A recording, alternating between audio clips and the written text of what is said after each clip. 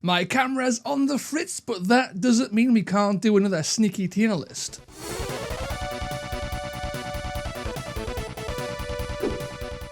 Welcome to Wargames on Toast, all of you lovely people. It's me, it's Toast, and today we are doing another tier list. The other week I looked at bespoke warbands and I got a bunch of comments asking me to go deeper into that topic and cover specifically the best leaders to ally out of bespoke warbands. And that is what we are doing today because it's a pretty darn interesting topic and it's definitely worth going through. But before we get into all of that, it's time for a little bit of shilling. I am shocked. Shocked. Well, not that shocked. Please consider leaving a like, a comment, and subscribing, as that helps me fight against that dastardly YouTube algorithmic demon. And if you want to help in a more tangible way, then please consider signing up to my Patreon or my YouTube members, or using my Element Games affiliate link down below when buying some new Warcry gubbins. A huge shout out to my patrons and members who you can find on screen now. Badoosh. But with all of that out of the way, it's time to get on with the show. And now for something completely different. And we are back. Here is our tier list. I've even managed to add on the Questor Soulsworn, so they're ready to go too. And you know what?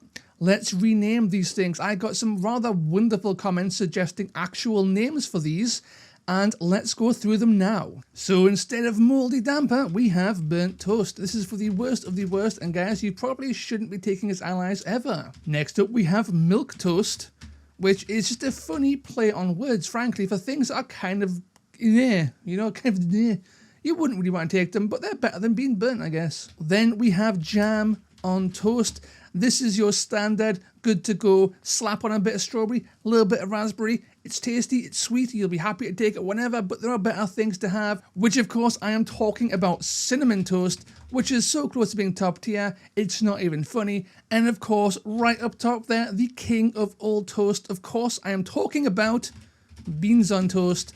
And this is just a tier all to itself. These are the legends of toast, the GOAT tier allies you will take, and very few will get up here because, frankly, I am going to compare these guys to actual top tier compendium things as well, not just within themselves, so bear that in mind. Starting out with the Skirkin True Blades, who are usually, as a warband, right down in Burnt Toast. These guys, Cinnamon Toast, that Skirkin exemplar is no joke. 4-6 profile at movement 5.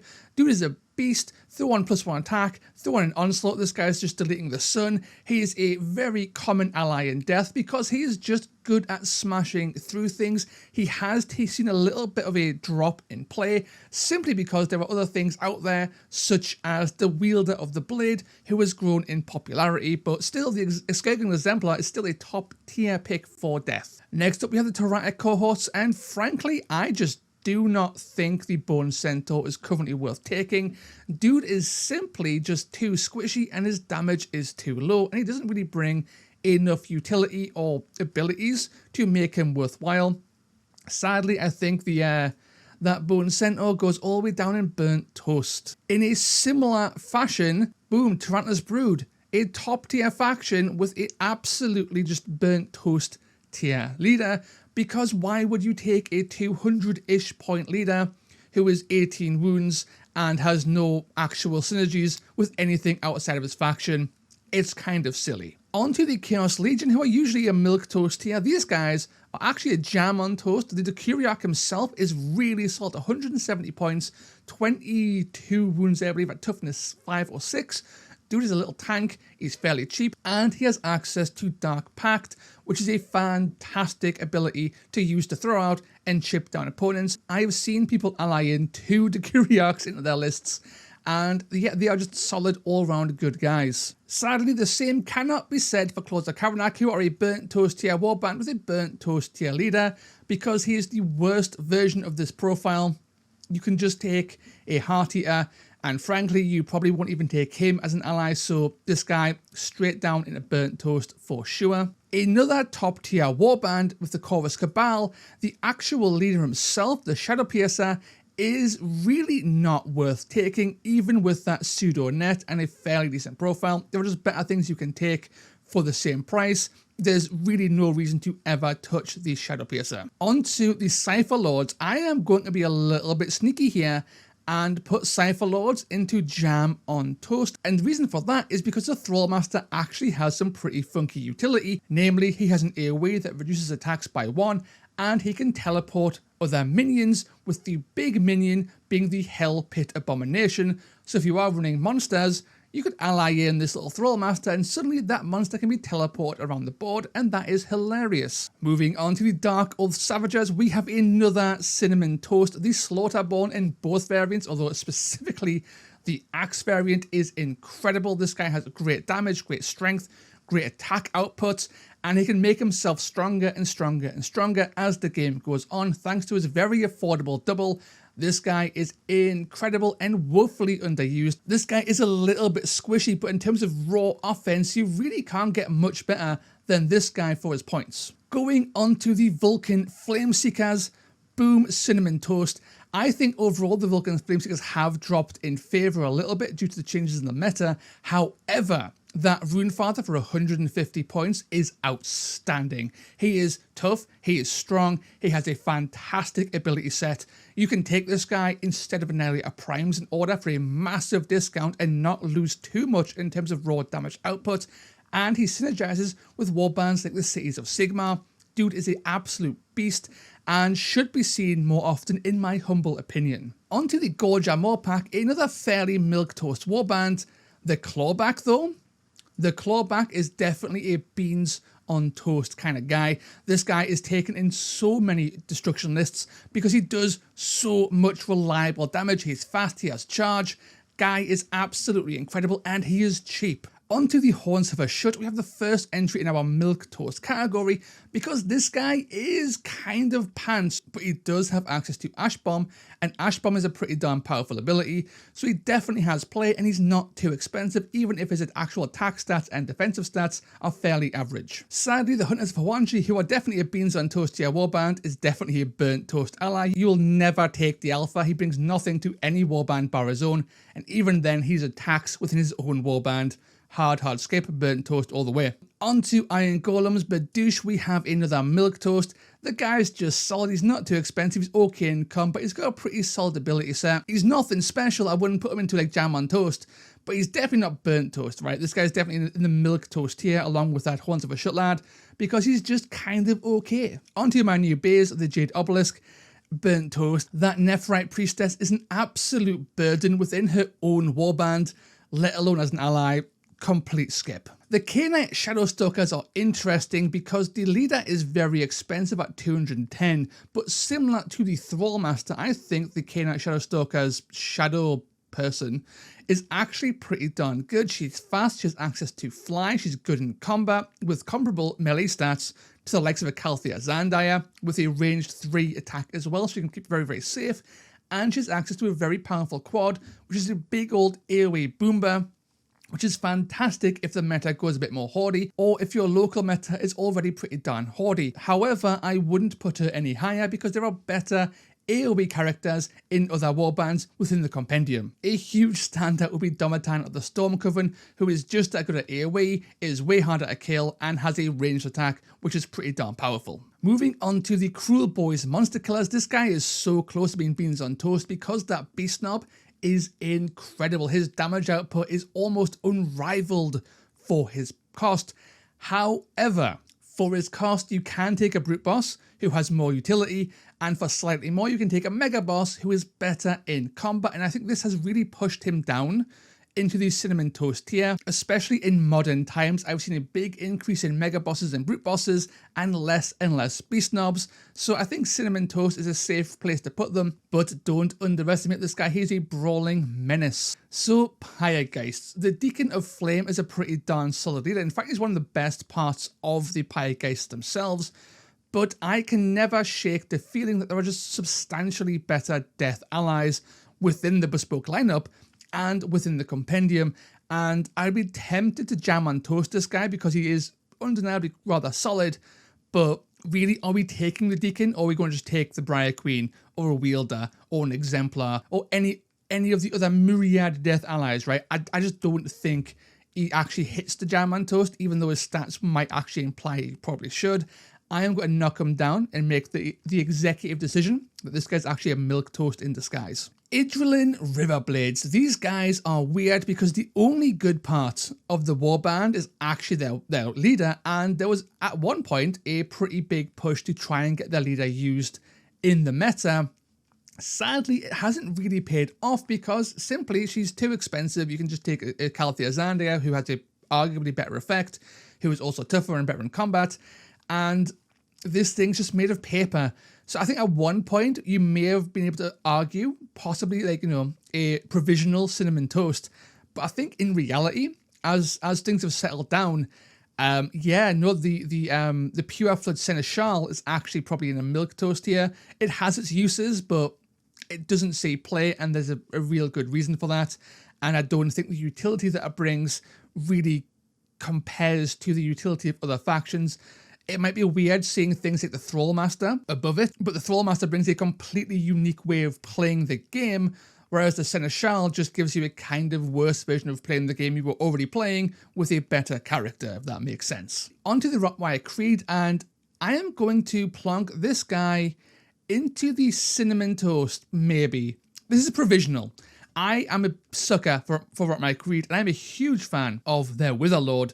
He has a fantastic melee profile, he's not too expensive, he has a wonderful ability, and with the reduction in points costs for certain Bladeborn, you can now actually reduce toughness of your opponent quite cheaply, making for a pretty good 1-2 punch wombo combo with that lethal injection play. This guy has the potential to delete most things in the game instantaneously if you get good enough rolls, and he's okay at brawling by himself and has an impromptu net if you really want to use that as well, and he's got range too, and he's nimble enough and durable enough. I like him a lot. He used to see a lot of play as a go-to kind of cheap chaos ally. He has fallen out of favour, but I still think this guy has some play. So provisional Cinnamon Toast. If you're looking for an ally in your list in chaos, honestly, the Witherlord is not too bad. Sadly, the RBF, they just don't gain any benefit, right? If you take the Royal Flamemaster, you aren't getting any real benefit because he synergizes with his warband more than anything else. So as good as RBF are, as in a Beans on Toast tier, the warband, as an ally, nah man, the Flamemaster goes all the way down here. You would never take a Flamemaster. If you were going to take something like a Flamemaster, you would just take an Abhorrent Archregent from Flesh Eater Courts, who has a better melee profile, is about the same price, and has more wounds, right? This guy just doesn't really compare to that. You only take this guy within your RBF because you have to, and he has such powerful synergies within his own warband. So big ol' skip, we burnt toast that guy. Scions of Flame are interesting because the guy is just a 200 point kind of good beater. Toughness fire is very nice. 4 attacks, high strength, good damage. You can increase his strength to just catastrophic levels. He's solid, right? The Scions of Flame are kind of cool. I still think he could be jam on toast because he does bring something to the table, and that is really good melee stats, good durability, in conjunction with a little AoE attack boost, which does give him a little bit of utility that I think does push him up just a little bit into this jam on toast here. Spire Tyrants are okay. When I think of the Spire Tyrants, I just think of like the Dark Oath Savages, but slightly worse. Like, he's got like a 1-inch range attack, he's got his flail for range attacks. He's kind of okay. He's nothing special, and it doesn't really bring much to the table. So I think this guy just lands at a milk toast, and we just move on. Splintered Fang, though, boom, easy beans on toast. The Splintered Fang are a fairly low tier warband with one of the best leaders in the whole game. It's not even close. The Trueblood is woefully underused for its actual like in-game impact and undeniable power. This thing is cheap, it's good in melee, it's durable enough, it's cheap to bless with +1 movement, and it has the only perfect net in the game, and it's still on a double. The Trueblood can single-handedly win games. The Trueblood can shut down any model in the game, potentially for the whole game. And there's nothing your opponent can do about it other than win initiative and then kill you before you net them again. She is an absolute beast, and I have ran 2 of these guys in so many lists, and it just leads to this wonderful control playstyle that is really hard to stop. You shut down every single threat. You will never fight anything you don't want to fight because of that reliability of that perfect net. And for 170 points, she's an absolute steal because you're going to net things that are 250, possibly 300 points if you're looking at cavalry, right? If you shut down things like their Vanguard, you've shut down their fast assassination murder blender, and you've spent roughly half the price of that Vanguard to shut it down potentially permanently. It is incredibly good. Beans on toast, it's not even up for discussion. Interestingly enough, the unmade, I think, are currently unplayably bad. I think actually the leader is the blissful one is really interesting and surprisingly powerful, but is currently far too expensive. If this thing ever gets like a substantial points decrease, I can see this thing starting to rise the ranks for a fast moving murder blender, because that is what it is, right? It comes with a net as well, not a perfect net, mind you, but it does come with a net. But until that day, it is simply way too expensive and just not worth taking. The Twist Wield with their Swarm Sage. I love the Swarm Sage. I don't see it played often enough. If we have the Kuriak down here in Jam and Toast, the Swarm Sage largely fills a very similar role because it has access to Dark Pact, but better. But she's also pretty darn good in combat thanks to a ranged attack and a long-ranged melee attack, and she's fairly durable, and she's not too expensive, and she can buff your attack stats to the moon. I don't see her played enough within order, but I can see this last really popping off. So again, I am going to give this last a provisional cinnamon on toast as a pretty darn good leader. Untamed Beasts and the Heart Eater. I love Untamed Beasts, I love the Heart Eater. I would never take this guy as an ally because there is better choices. He's just a beta, and he's a fairly vulnerable beta at that. He's not burnt toast because he is substantially better than the Pack Lord, because the Pack Lord is more expensive for literally no reason. I think it's safe to say this guy's milquetoast. Kind of solid beta, probably won't take him. Wildercore, on the other hand, burnt toast. This is another RBF situation where we have an incredibly situationally powerful leader within a warband that requires him for synergies, but is basically worthless outside of that. So burnt toast, you would never take this guy. And finally, we have Questor Soulsworn, and of course, Questor Soulsworn, go on beans on toast.